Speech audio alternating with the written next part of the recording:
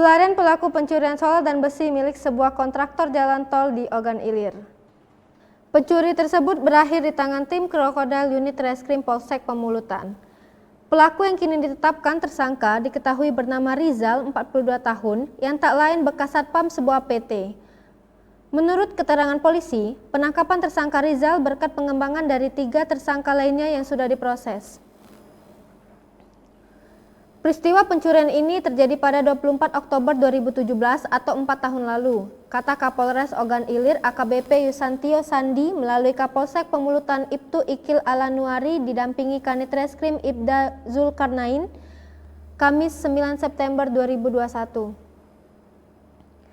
Jeriken tersebut diakui Hadi milik PT Waskita Karya yang dicurinya bersama 2 tersangka lainnya, yakni Asmawi dan Asnawi yang juga kini sudah menjalani hukuman.